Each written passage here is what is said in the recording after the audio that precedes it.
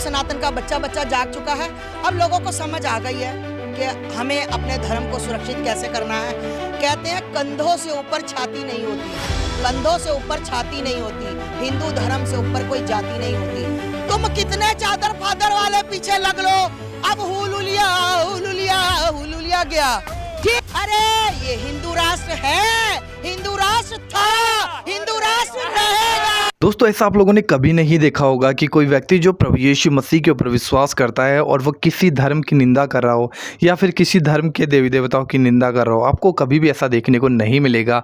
लेकिन अक्सर ईसाई लोगों का परमेश्वर प्रभु यीशु मसीह और इनको हमेशा से टारगेट किया जाता है, झूठे आरोप लगाए जाते हैं और कहीं भी इनके बारे में लोग बुरा बोल देते हैं और कोई भी उन्हें कुछ कहने वाला नहीं है। बहुत ऐसे लोग हैं जिन्होंने प्रभु यीशु मसीह के बारे में गलत बोला है, बुरा भला बोला है, लेकिन परमेश्वर क्षमा करने वाला है। और वैसे ही स्वभाव मसीह लोगों के अंदर है जो लोगों को क्षमा करते हैं, क्योंकि उनको कोई फर्क नहीं पड़ता है, क्योंकि हम जानते हैं कि हमारा परमेश्वर जीवित है।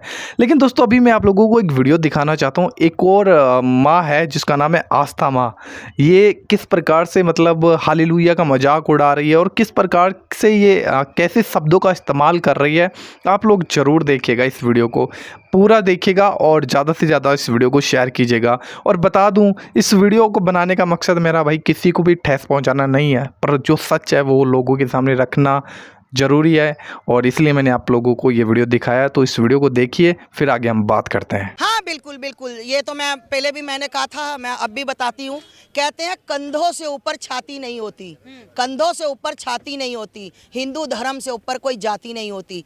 दिए का क्या करोगे, भाती नहीं बची। अरे हिंदुओं, ऐसे धर्म का क्या करोगे जिसमें जाति नहीं बची। तो हिंदू धर्म सर्वोपरि है, था और रहेगा। रही बात आज टारगेट करके, आपने देखा कि भागेश्वर धाम सरकार के लिए भी और उसके लिए भी चल रहा है। तो ये जितना मर्जी जोर लगा लें, अब इनकी दुकानदारियां बंद हो गई हैं। चादर एंड फादर, खुल के कहती हूँ, चादर फादर की हो गई दुकानदारी बंद, क्योंकि आ गई है किसी भी महिला को, किसी भी पुरुष को घेरते थे और सिर पे हाथ लगाते थे, हुलुलिया हुलुलिया हुलुलिया। अब हुलुलिया वाला हो गया सीन बंद, है ना। अब मुर्दों पे चादर चढ़नी हो गई बंद। अब इनको कहा कि ये अरे भैया और भी संत हैं, करौली वाले बाबा हैं, निर्मल बाबा हैं जो आपको गोलगप्पे खिलाते हैं। कृपानी बंद हो गई, कुरकुरे खा लो, 2 समोसे खा लो, हरी चटनी खा लो।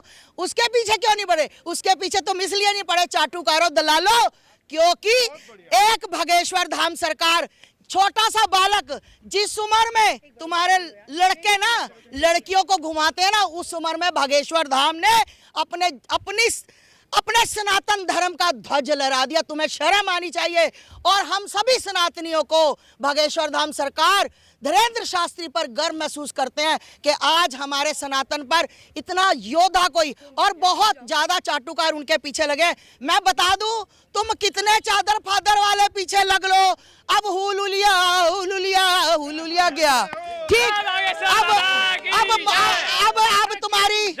अब तुम्हारी जो तुम जा के मुर्दों पे चादरें चढ़ाते थे, पता नहीं नीचे मुर्दा भी था, कोई कुत्ता है, बिल्ली है, क्या है मैंने पता। ठीक, अब भागेश्वर धाम सरकार, अगर तुम्हारे वो कहते ना पिछवाड़े में नहीं कूदा तो काहे कूदा। अब तू कूद गया तो तू कूदा रहे, अब तेरा कुछ नहीं होगा। तू भागेश्वर धाम सरकार की और कोई भी, मैं खुले में कह रही हूँ, मुझे गर्व महसूस हो रहा है कि मेरी बाइट वहां चल रही है, मेरी वीडियो भागेश्वर धाम सरकार के पेज से। फिर कह रही हूँ, अगर किसी ने भागेश्वर धाम सरकार की ओर आंख उठाई, महाकाल कसम आंख निकाल के तुम्हारी आंख की गोटियां ना खेल जाऊं तो मैं आस्था में। एक आखिरी सवाल प्रयागराज पहुंचकर संबोधन में कहा था कि सभी लोगों को साथ आना चाहिए और ये देश जो है वो हिंदू राष्ट्र बनकर रहेगा। तो क्या कहेंगे, हिंदू राष्ट्र बनना चाहिए? हाँ बिल्कुल, हिंदू राष्ट्र बनना चाहिए, हर हालत में बनना। ये एक बात बताओ, हम कहते हैं हिंदू, अरे ये हिंदू राष्ट्र है, हिंदू राष्ट्र था, हिंदू राष्ट्र रहेगा। जिसके मरोड़ उठ रहे हैं ना, तो मेरे पास बहुत सी दवाइयां भैया ठीक करने की। मेरे को बता देना तुम्हारे घर में कोरियर। बाकी धर्मों का क्या होगा अगर हिंदू राष्ट्र बन गया? कौन से बाकी धर्म, कौन से बाकी धर्म, कौन से बाकी धर्म? धर्म एक है, पंथ है, मजहब है। हम एक बात और बता दूं, सिख और हिंदू भाई भाई थे, भाई भाई हैं और भाई भाई रहेंगे। बाकी हमारा किसी से कोई लेना देना नहीं। आप लोगों ने इस वीडियो को देखा और इस वीडियो में देखने के बाद में कितनी प्रकार की बातें ये जो माँ है, आस्था माँ, इन्होंने बोली है। मतलब चादर फादर, हालेलुया, कितनी प्रकार से, मतलब किस तरीके से, मतलब हालेलुया शब्द को मतलब एक डिसरेस्पेक्ट के साथ ये बोल रही है, और ये बिल्कुल भी सही नहीं है। देखो, कोई भी ईसाई व्यक्ति नहीं है जो आपके देवी देवताओं को बुरा भला बोलता हो, या फिर आपके जो भी मतलब जिसको आप रेस्पेक्ट करते हो उसको मतलब गलत तरीके से बोलता हो, ऐसा कोई आपको नहीं मिलेगा। लेकिन हमेशा से प्रभु यीशु मसीह को टारगेट किया जाता है, क्योंकि यीशु मसीह ने भी ये बात कही थी कि मेरे नाम से लोग तुम्हें सताएंगे। चलो वो बात छोड़ते हैं, लेकिन आप लोगों ने इस वीडियो के अंदर देखा कि मैंने एक चीज़ को नोटिस किया, जो कि ये जो आस्था माँ इसने बोला कि हमेशा से हमारा देश है ना, वो हिंदू मुस्लिम सिख ईसाई सब हैं भाई भाई, हमेशा इस नारे के ऊपर चला है, और ऐसी मतलब भाईचारा हमेशा से देखने को मिला है।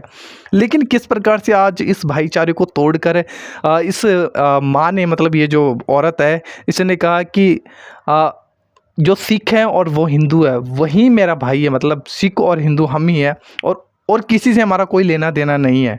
तो ये कैसी बात हो गई कि जिस देश के अंदर हम रह रहे हैं, जिस देश के अंदर मतलब हिंदू मुस्लिम सिख ईसाई सब प्रकार के लोग रहते हैं, जिनका सबका अलग अलग विश्वास है, भाई वो विश्वास है उनका, तो किस प्रकार से मतलब ये चीज़ें आज आप बताइए, क्या ये सही है? क्योंकि ये बिल्कुल भी सही नहीं है दोस्तों। साथ ही दोस्तों, इस औरत ने इस बात को भी बोला है कि धर्म सिर्फ हिंदू ही है, यही सनातन धर्म है, और तो कोई धर्म है ही नहीं। अब मैं पूछना ये चाहता हूँ कि जब धर्म कोई और है ही नहीं, तो जब लोग प्रभु यीशु मसीह पर विश्वास करते हैं तो फिर दिक्कत कहाँ से हो जाती है? मतलब लोगों को लोग कहते हैं कि तुमने अपना धर्म बदल लिया, जब आप ही अपने मुँह से इस बात को बोल रहे हो कि मतलब हिंदू के अलावा कोई धर्म है ही नहीं। तो जब लोग मतलब प्रभु यीशु मसीह पर विश्वास करते हैं तो फिर क्यों दिक्कतें होना शुरू हो जाती है?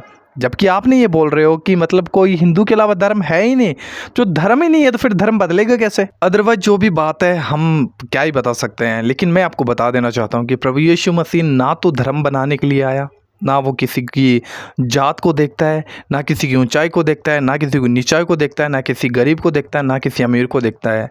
बाइबल कहती है कि यीशु मसीह संसार में इसलिए आया कि उसके द्वारा उद्धार हो, मनुष्य जाति पाप से छुड़ाई जाए, और जो कोई इस पर विश्वास करे वो नाश ना हो परंतु अनंत जीवन पाए।